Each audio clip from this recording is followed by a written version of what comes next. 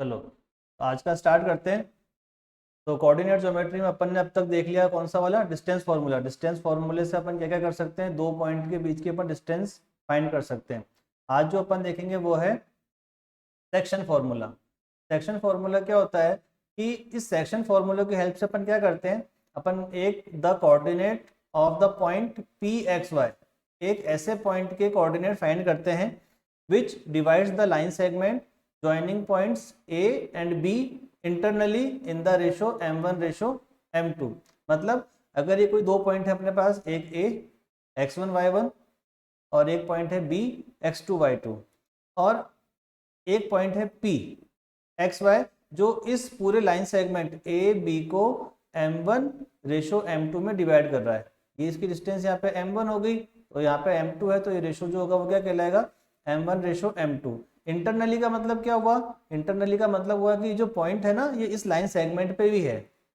Externally division भी होता है, एक्सटर्नली में क्या होता है कि जैसे मान लो ये ए और ये बी है, हमको बोलता है कि पी इसको एक्सटर्नली डिवाइड कर रहा है, तो पी यहाँ पे होता, ये ऐसे होता है एक्सटर्नली, पर एक्सटर्नली वाला अपना कोर्स में नहीं है, अपने केवल इंटरनली है। ठीक है ना। तो अगर P कोई पॉइंट है जो इस लाइन सेगमेंट AB को m1 रेशो m2 में डिवाइड कर रहा है, तो इस P के कोऑर्डिनेट जो होंगे x y के वो किससे डिनोट होंगे, इससे m1 x2। m1 क्या है, ये है ये वाली वैल्यू, x2 ये रहा, प्लस m2 x1 ये m2 x1 upon m1 plus m2। Simple formula है ये जो अपना m1 है, m1 के साथ तो आ जाएगा x2 और m2 के साथ आ जाएगा 1 1 2 और 2 1, नीचे m1 m2 और ऐसे इधर m1 by2 plus m2 by1 upon m1 plus m2। अब ये फॉर्मूला आता कैसे है ये अभी मैं आगे बताता हूँ। ये फॉर्मूला आया कैसे, कोऑर्डिनेट m1 x2 और m2 x1 कैसे आते हैं। अब देखो अगर मिड पॉइंट होता, मतलब अगर ये अपने लाइन है कोई ए बी, अगर P इसका मिड पॉइंट होता, तो मिड पॉइंट क्या करता है, इसको साइड को इक्वल रेशो में डिवाइड करता है, मतलब 1:1 आ गया। इट मींस जो m1 है, m1 रेशो m2 कितना हुआ हमारे पास 1:1, ये m1 m2 ratio m1 ratio m2 कितना हो गया 1:1, मतलब m1 की वैल्यू हो गई 1 और m2 की वैल्यू भी हो गई 1। जब अपन इस वैल्यू को उठा के इसमें रख देंगे तो m1 m2 सब गायब हो जाएंगे, ये ऊपर वाले तो, और नीचे m1 और m2 है, तो ये यहाँ पे देखो 1 और x2 फिर 1 और x1, नीचे बन जाएगा अपना 1 + 1, तो ये क्या बन जाएगा अपना x1 + x2 अपॉन 2, ये आ गया।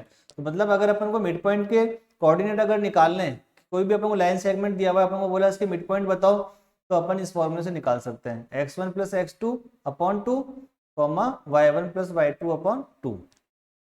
तो जब भी कोई पॉइंट किसी लाइन सेगमेंट को इंटरनली m1 रेशो m2 में डिवाइड कर रहा है, तो उस पॉइंट के जो कोऑर्डिनेट है वो इस फॉर्मूले से आएंगे। ठीक है। अभी ये फॉर्मूला आता कैसे है, थोड़ा इस पर अपन डिस्कस कर लेते हैं।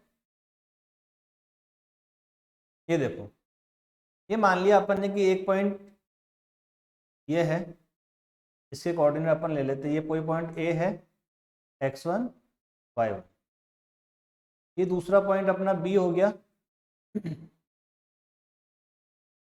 x2 y2, और ये पॉइंट है अपना P जिसके कोऑर्डिनेट हैं x y, जो इसको m1 रेशो m2 में डिवाइड कर रहा है। तो अपन को रिलेशन निकालना है कि P के कोऑर्डिनेट क्या होंगे, तो अपन ने क्या किया, A से नीचे परपेंडिकुलर लेके आ गए P, B से भी लेके आ गए, सॉरी P तो ऊपर है ही, यहाँ पे Q कर देते हैं Q, और यहाँ हो गया R, और यहाँ कर देते हैं S, यहाँ पे भी पॉइंट्स के नाम दे देते हैं अपन M, और यहाँ कर देते हैं अपन N। अब क्या है, देखो अपने पास दो ट्राइंगल बन रहे हैं, एक तो बन रहा है ट्राइंगल APM और एक बन रहा है ट्राइंगल PBN। ये दो ट्राइंगल बन रहे हैं, ये वाला और ये वाला। तो हम ट्राइंगल की सिमिलरिटी बता रहा हूँ, इसमें ट्राइंगल के चैप्टर में सिमिलरिटी है। जैसे कॉन्ग्रुएंसी होती है वैसे सिमिलरिटी होती है। तो सिमिलरिटी में क्या होता है, अगर किसी दो ट्राइंगल के दो एंगल्स, कोई से भी दो एंगल अगर आपस में इक्वल है तो वो ट्राइंगल सिमिलर हो जाते हैं। ये अपने ट्राइंगल वाले चैप्टर में पढ़ेंगे। तो इसमें क्या होगा, ये देखो ये 90 डिग्री है, यहाँ पे परपेंडिकुलर है इसलिए ये भी 90 डिग्री है, और ये वाला जो एंगल है इस वाले एंगल के इक्वल आ जाएगा करस्पॉन्डिंग एंगल होने की वजह से। इट मीन्स इसमें जो है एंगल पी ए एम ये इक्वल है एंगल पी पी एन के, बिकॉज करस्पॉन्डिंग एंगल्स हैं। ऐसे ही एंगल एम जो है वो इक्वल है एंगल एन के 90 डिग्री। तो बाय ए सिमिलरिटी ये जो ट्राइंगल है ये हो जाता है ए पी एम सिमिलर हो गया ट्राइंगल पी बी एन के। अब जब ट्राइंगल्स कॉन्ग्रुएंट होते हैं तब तो क्या होता है कि इनकी साइड्स करस्पॉन्डिंग साइड्स इक्वल होती हैं, लेकिन जब ट्राइंगल सिमिलर होते हैं तो इनकी साइड्स का रेशो इक्वल होता है। It means A P upon P B equal होगा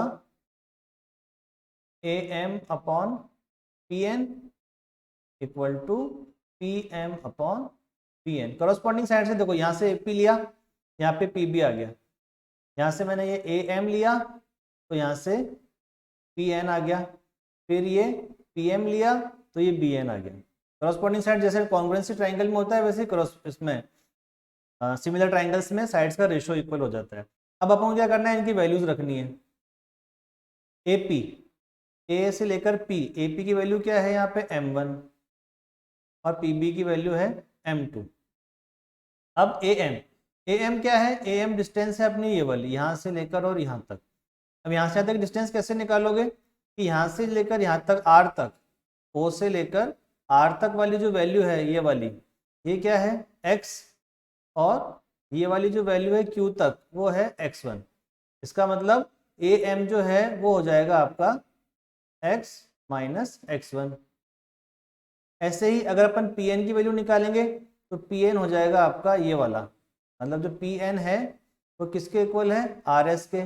और आर एस कैसे आएगा, ओ एस में से हम ओ आर को माइनस कर दें तो ओ एस की वैल्यू है x2 और ओ आर की वैल्यू है x, तो ये ऐसा आएगा। तो यहाँ पे आ जाएगा हमारा x2 माइनस एक्स। सिमिलरली जब पी एम की वैल्यू निकालेंगे तो p से लेकर r तक, p से r तक तो वैल्यू है y, इसमें से एम आर माइनस हो जाएगा, ये हो जाएगा आपका y1।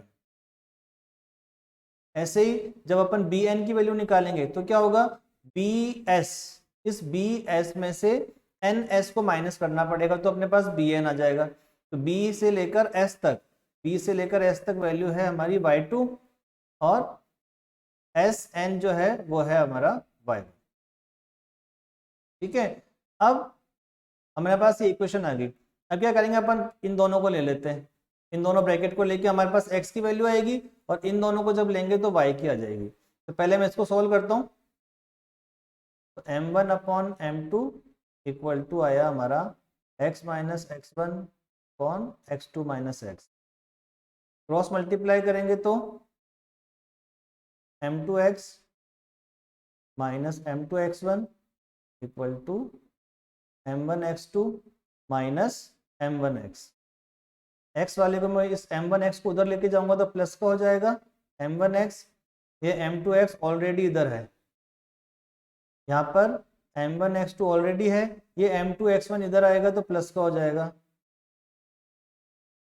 यहाँ पे क्या होगा देखो, x कॉमन आ गया, क्या हो जाएगा m1 plus m2 equal to m1x2 plus m2x1। तो इससे हमारे पास x की वैल्यू क्या आ जाएगी, m1x2 plus m2x1 upon m1 plus m2। Similarly जब अपन इन दोनों को सॉल्व करेंगे तो इन दोनों को सॉल्व करेंगे तो उससे अपने पास जैसा अपन इसको सॉल्व किया सेम टू सेम, सिमिलरली जब अपन सॉल्व करेंगे उसको तो हमारे पास y की वैल्यू क्या आ जाएगी, m1y2 plus m2y1 upon m1 plus m2। तो हमको ये पता होना चाहिए कि फॉर्मूला डिराइव कैसे हुआ, ये रेशो का फॉर्मूला आता कैसे है, बस हमको पता होना चाहिए। ये डेरिवेशन तो ज़्यादा तक कभी एग्जाम में आता नहीं है, पर फिर भी फॉर्मूला है तो हमको पता होना चाहिए कि फॉर्मूला आया कैसे। ठीक है, अब ये फॉर्मूला काम कैसे आता है, इस पे बेस्ड क्वेश्चन कैसे कैसे होते हैं वो करते हैं आगे। सबसे पहले आपका है example number 6, find the coordinates of the point which divides the line segment joining the points 4-3 and 8-5 in the ratio 3:1। तो देखो अपने पास दो पॉइंट हो गए, एक तो हो गया 4-3 और दूसरा पॉइंट है अपने पास 8-5, और जो रेशो है वो दे रखा है 3:1। अब अगर अपन वैल्यू देखें तो ये हो गया अपना x1, ये हो गया y1, ये हो गया x2, ये हो गया y2, ये आपका m1 और ये आपका m2। तो कोऑर्डिनेट्स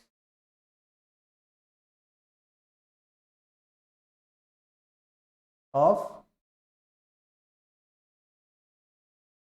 रिक्वायर्ड पॉइंट क्या हो जाएंगे, हमारा formula m1x2 plus m2x1 upon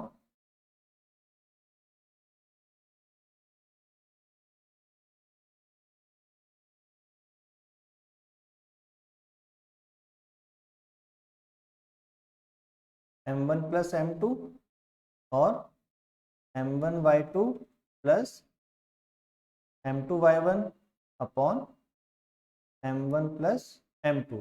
बस अब करना क्या है, इनकी वैल्यूज सब्स्टिट्यूट करनी है हमको। m1 आ गया 3, x2 8 plus m2 1, x1 4 upon m1 plus m2। y coordinate के लिए m1 y2 plus m2 y1 upon m1 plus m2 तो सॉल्व कर लो।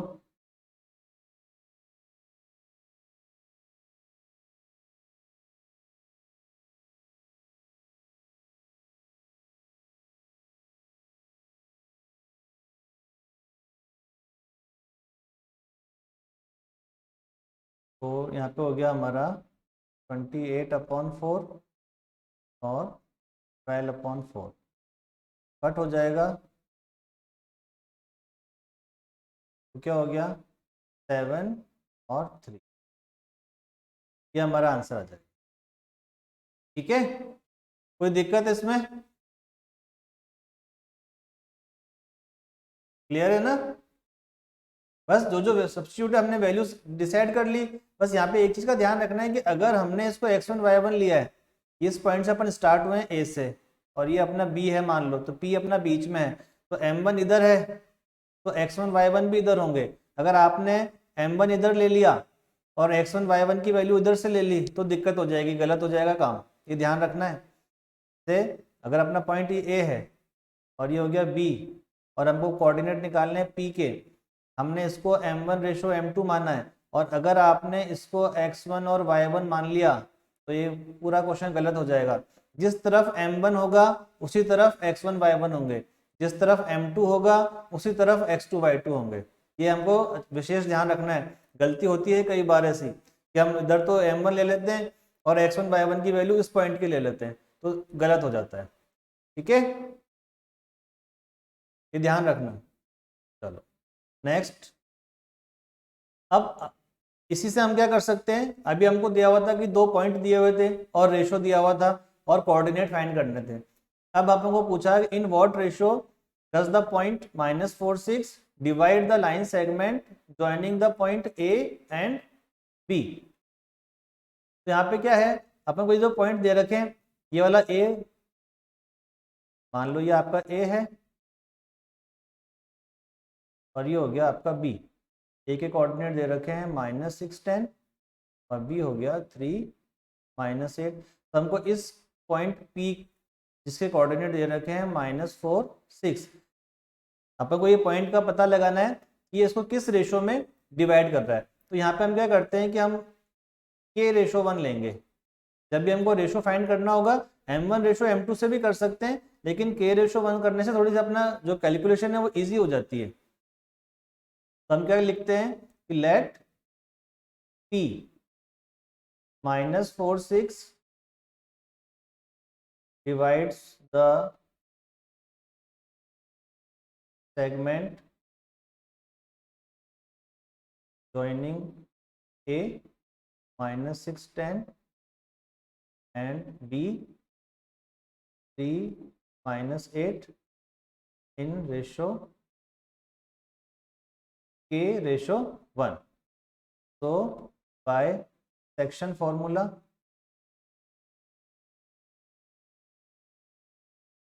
क्या हो जाएगा कि जो पॉइंट के कोऑर्डिनेट हमको दिए वो जो हम फाइंड करते हैं वो एक्स वाई होता है। ये तो हो गया आपका एक्स और वाई जो हम फाइंड करते हैं। इसका मतलब जो फाइंड करते हैं वो हमको गिवन है, तो -4/6 तो यहाँ आ गया इक्वल टू, अब आपके m1 की m1 तो हो गया आपका k, m2 हो गया 1 और x1 y1 और x2 y2।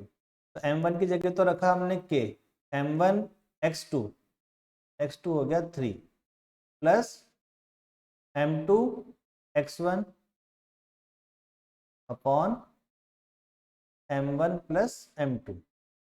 ऐसे ही m1 y2 plus m2 y1 upon m1 plus m2। इसका मतलब क्या हुआ कि ये वाली जो वैल्यू है वो तो इसके इक्वल है और ये वाली वैल्यू इसके इक्वल है। तो आप इन दोनों में से कोई सी भी एक वैल्यू लेके हम k की वैल्यू फाइंड कर सकते हैं।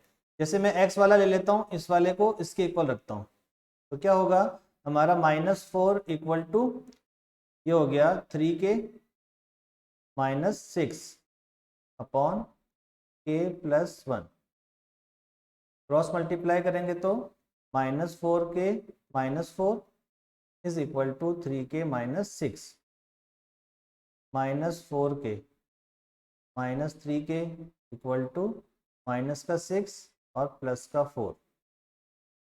यहाँ हो गया हमारे पास -7k इक्वल टू -2, माइनस से minus cancel, k equal to आ गया हमारे पास 2/7।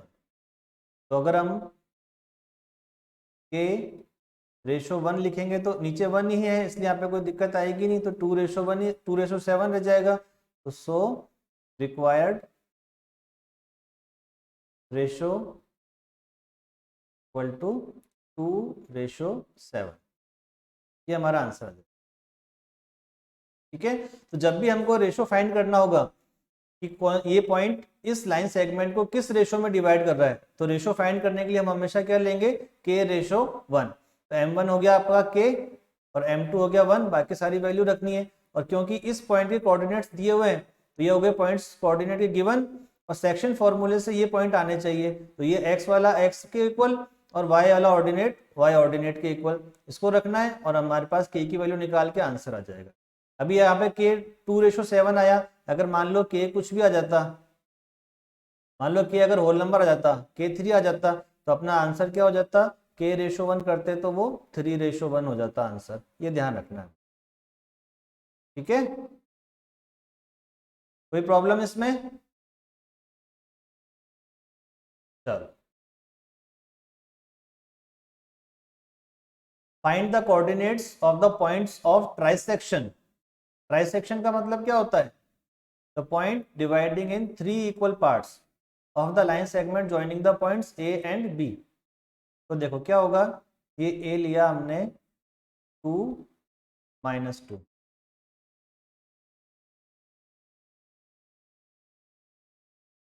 ये B ले लिया -7 4। अब इसने क्या बोला है कि 3 इक्वल पार्ट्स में है, तो 3 इक्वल पार्ट्स का मतलब यहाँ पे पॉइंट कितने हो जाएंगे, 2। एक पॉइंट तो यहाँ आ गया और एक पॉइंट ये आ गया, तो ये 3 इक्वल पार्ट्स हो गए। 3 इक्वल पार्ट्स का मतलब 1/1/1।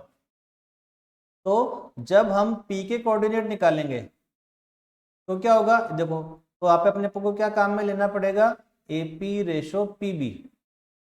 ठीक है, जब अपन AP रेशो PB लेंगे तो क्या हो जाएगा, AP तो 1 और PB रेशो लेने के लिए क्या होगा, ये 1 और ये 1, ये मिलके हो जाएगा आपका 2। जब हम P के कोऑर्डिनेट निकालेंगे तो 1:2 लेना है, और जब इस Q के कोऑर्डिनेट निकालेंगे तो हमको क्या लेना पड़ेगा, AQ रेशो QB। अब किसे क्या होगा, AQ हो जाएगा आपका 2 और QB हो जाएगा आपका 1। ठीक है, तो अपन लिख देते हैं कि let P and Q trisect AB, therefore AP ratio PB equal to 1:2। तो बाय सेक्शन फॉर्मूला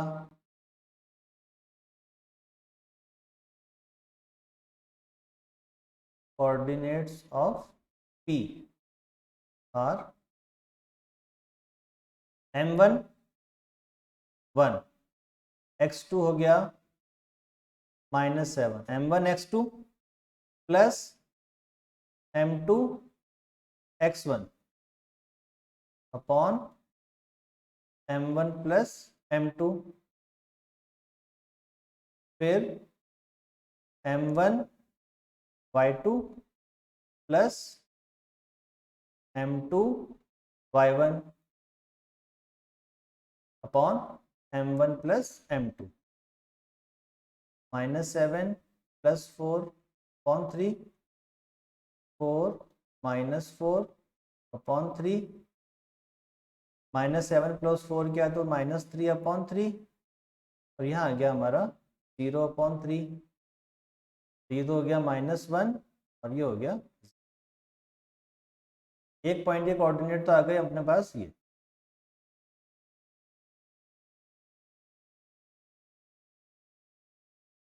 ऐसे ही जब हम Q के कोऑर्डिनेट निकालेंगे for Q, AQ ratio QB, क्या आ गया हमारे पास 2:1। तो Q के कोऑर्डिनेट क्या हो जाएंगे आपके, M1 x2 plus M2 x1 upon M1 plus M2। ऐसे ही M1 y2 plus M2 y1 upon M1 plus M2, -14 plus 2 upon 3, 8 -2 upon 3, -12 upon 3, 6 upon 3, यह आ गया हमारे पास -4 और 2। क्लियर, कोई प्रॉब्लम इसमें?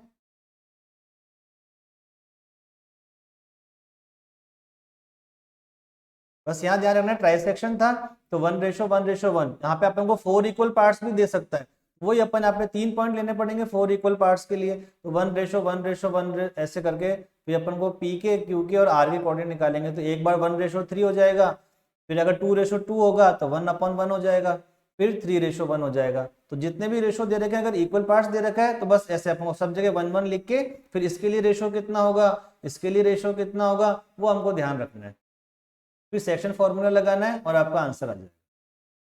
ठीक है, चलो नेक्स्ट। अब यहाँ पे क्या पूछा कि find the ratio in which the Y axis, special दे दिया, the Y axis divides the line segment the points joining the points this and this, और इसके कोऑर्डिनेट भी अपने को बताना है, find the point of intersection. अब ये वाई एक्सिस क्यों दिया, वाई एक्सिस देने का रीजन क्या है कि इसे एक स्पेसिफिक हो गया।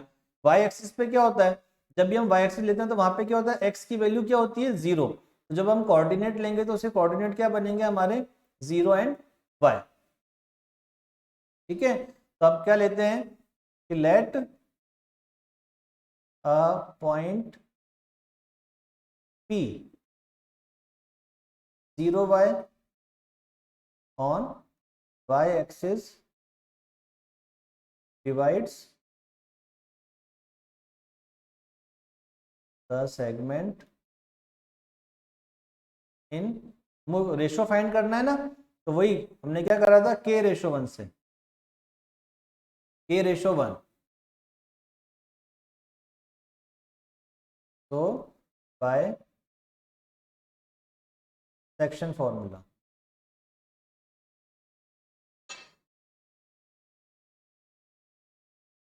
क्या हो जाएगा। अब ये कोऑर्डिनेट तो आ गया हमारे पास 0y, ठीक है।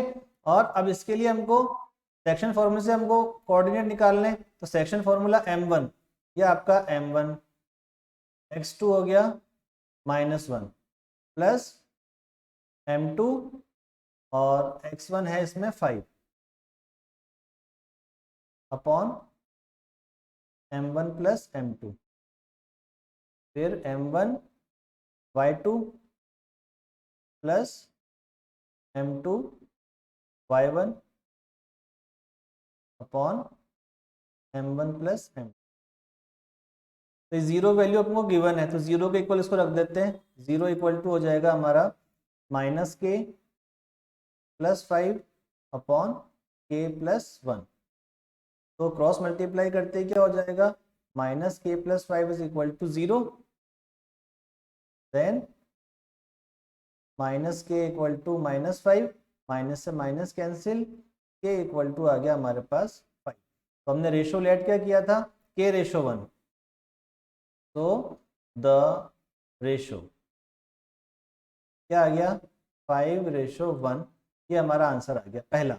अब इसने क्या पूछा, find the point of intersection, तो उसके लिए हमारे पास जीरो की वैल्यू, जीरो तो जीरो ही है, बस y की वैल्यू हमको फाइंड करनी है। तो जो हमारा y है, ये y किसके इक्वल है, इसके, तो y इक्वल टू आया हमारा -4k -6 upon k plus 1। k की वैल्यू कितनी आई हमारे पास 5, वो उठा के यहाँ सब्स्टिट्यूट कर देते हैं, -4 5 -6 अपॉन 5 प्लस 1, ये आ गया -20 -6 अपॉन 6, y हो गया -26 अपॉन 6, कट कर देते हैं, y आ गया -13 अपॉन 3। तो पॉइंट की जो कोऑर्डिनेट हैं वो क्या हो जाएंगे, 0 एंड -13 अपॉन 3, ये आपका आंसर है। 0 y एक्सिस दे दिया तो हमने 0y ले लिया, अगर यहाँ पे x एक्सिस हो जाता तो पॉइंट x0 हो जाते, x एक्सिस भी हो सकता है, y एक्सिस भी हो सकता है, तो x एक्सिस होता तो हम x0 ले लेते हैं। अब क्योंकि y एक्सिस है इसलिए हमने यहाँ पे क्या लिया है, 0y, ठीक है, कोई दिक्कत। चलो लास्ट क्वेश्चन और कर लेते हैं, एक और सिंपल सा है। If the point a b c d are the vertices of a parallelogram taken in order, find the value of p। ये पैरेललोग्राम है, इसने क्या बोला, a टेकन इन ऑर्डर है, a b c and d, हमको p की value find करनी है। तो पैरेललोग्राम में अपन ने प्रॉपर्टी पढ़ी हुई है हमने कि diagonals of parallelogram bisect each other, पढ़ा है ना अपन ने, बस वो प्रॉपर्टी लगानी है। यहाँ पे क्या हो गया, diagonals of parallelogram bisect each other, it means क्या हो गया, P जो है, P is midpoint of AC as well as BD। मतलब क्या हो गया, P जो है वो AC का भी मिड पॉइंट है और BD का भी मिड पॉइंट है ना, होगा ना, P AC को भी बाइसेक्ट, P AC जो है वो यहाँ पे बाइसेक्ट हो रहा है और BD भी बाइसेक्ट हो रहा है, तो इन दोनों कोऑर्डिनेट अपने मिड पॉइंट का फॉर्मूला पढ़ा था, x1 plus x2 upon 2 and y1 plus y2 upon 2। ये फॉर्मूला लगा देते हैं। तो जब हम AC की बात करेंगे तो मिड पॉइंट ऑफ AC क्या हो जाएगा, 6 प्लस 9 अपॉन 2, 1 प्लस 4 अपॉन 2। क्या आ गया हमारे पास 15 अपॉन 2 एंड 5 अपॉन 2। जब मिड पॉइंट ऑफ BD की बात करेंगे तो BD में कितना आ जाएगा, 8 plus P upon 2 and 2 plus 3 upon 2। तो ये आ गया 8 plus P upon 2 and 5 upon 2। अब क्योंकि ये दोनों इक्वल है, दोनों कोऑर्डिनेट्स इक्वल है, इसका मतलब क्या हो गया कि आपका जो 8 प्लस P अपॉन 2 है वो इक्वल हो जाएगा 15 अपॉन 2 के। 2 से 2 कैंसिल हो जाएगा, 8 plus P equal to 15, then P equal to 15 minus 8 equal to 7। ये आपका आंसर। मिड पॉइंट का फॉर्मूला लगाया, बस प्रॉपर्टी हमको पता होनी चाहिए कि पैरेललोग्राम के जो डायगोनल्स है वो एक दूसरे को बाइसेक्ट करते हैं। क्लियर है? अब आप अपनी एक्सरसाइज के क्वेश्चंस कर सकते हो आराम से करके देखना।